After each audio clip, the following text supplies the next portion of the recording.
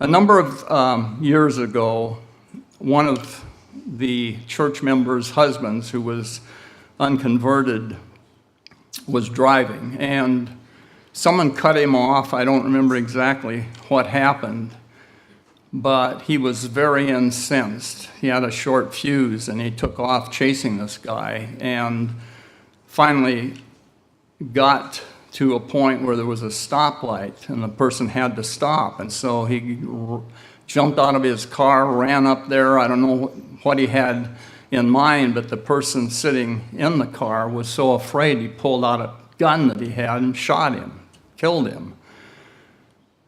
Well, that's the type of situation where anger led to violence, and violence led to death.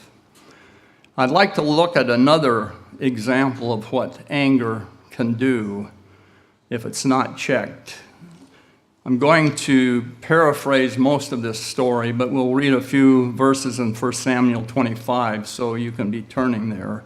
1 Samuel 25. Anyway, this was a story about a man named Nabal, who it said was churlish. He was rude, he was coarse, he was vulgar, but he was married to this beautiful woman, Abigail, who not only was beautiful on the outside, but she had a very understanding. It said she had a good understanding spirit.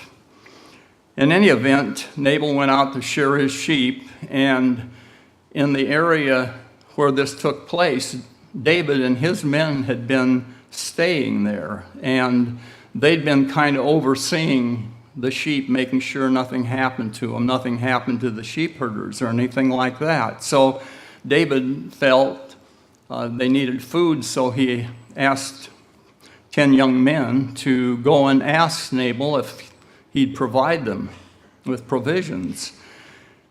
Well, Nabal got very upset with that request. He said, who is this David, and who am I to take my food away from my family and my people and give it to some unknown? So he refused.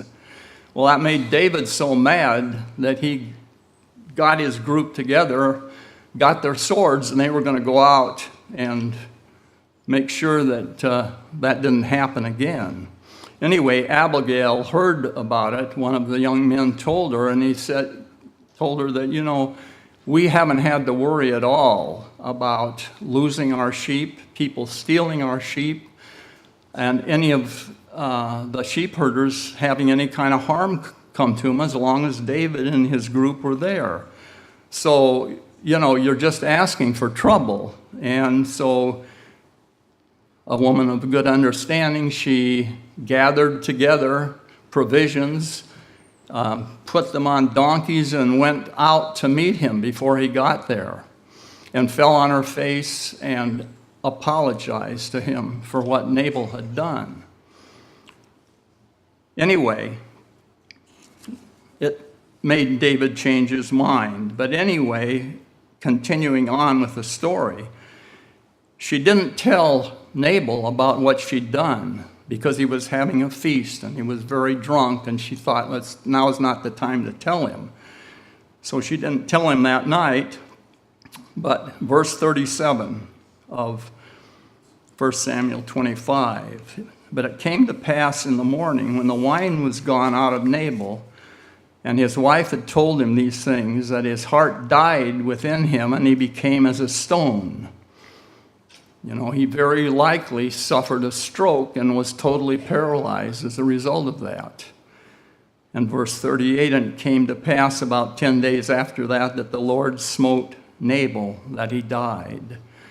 And you kind of wonder when you read that, did God keep him alive for 10 days in that condition, having to think about his life, having to think about what he'd done, having all these thoughts running through his mind, and yet be just like a statue, totally frozen, totally paralyzed?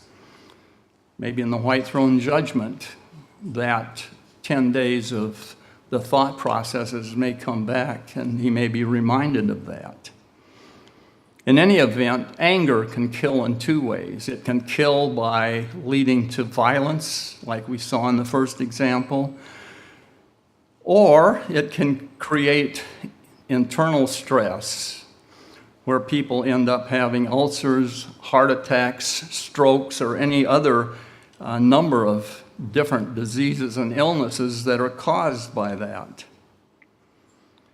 You know, we're told in Galatians 5, one of the works of the flesh is wrath and strife. So how do we avoid arguments and the subsequent anger? Well, there are several ways that I'm going to mention here. They're very practical. They don't take a lot of thought, really.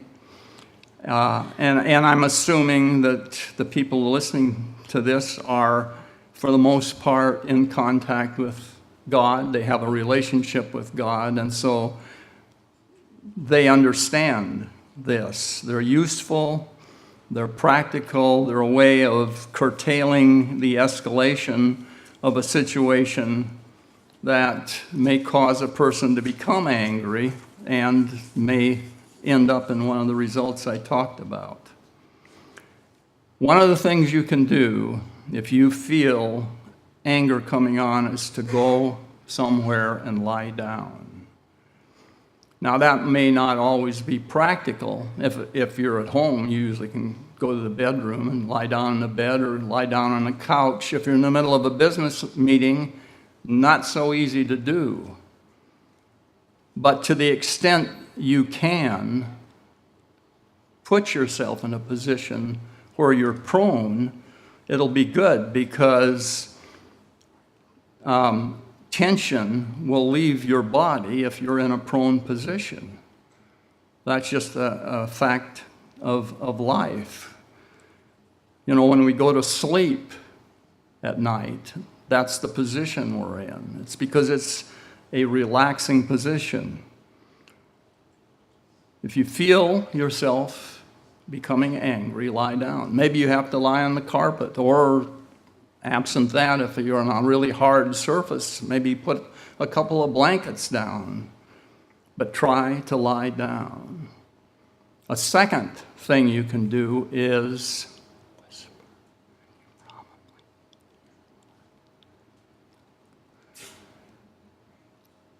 And I'm doing what I'm telling you, but you can't hear because it's so soft and so quiet. I was whispering. The second thing to do is whisper. You know, if you see two people arguing about something, their voices will get higher and higher. They'll become more animated. But if you talk softly and quietly, that has an ameliorating effect, and it helps soothe the other person because you're not coming back. You know, what do mothers do when their babies cry? They pick them up, they comfort them, they rock them back and forth with a soft, soothing, and relaxing voice to calm them down. Turn to Proverbs 15, verse 1. Proverbs 15, verse 1. A soft answer turns away wrath, but grievous words stir up anger. A soft answer. So to the extent you can, is you use this device to calm the other person down. Because as sure as you raise your voice and come back at them, it's going to, they'll become more agitated, being it's like, you're out trying to outdo each other. The third and final reason, like I said, not reason, but method, they're very simple if you remember them and if you do them, is simply walk away. Proverbs 26, verse 17. Proverbs 26, verse 17.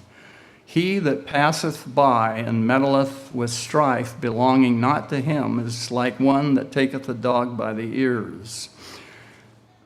Incidentally, that dog's name was Trapper, the one that was sitting on my daughter's lap. And it was very appropriate. I thought he had her trapped. She couldn't move. I don't know where the name came from, but you can imagine what it would be like trying to pick that dog up by the ears, or any dog by the ears. Anytime you meddle in something that you shouldn't be meddling in and arguing when you shouldn't be arguing, you're going to pay the consequences. And depending upon the dog, if you take that literally, you may end up having to get rabies shots, depending upon the condition. Anyway, the tactic of refusing to talk and walking away a short distance is very effective. It gives you and the other person a chance to cool down. You know, it's easy to be drawn into an argument if you're not careful. Use these 3 practical suggestions to avoid a full-blown confrontation. Lie down, whisper, or simply just walk away.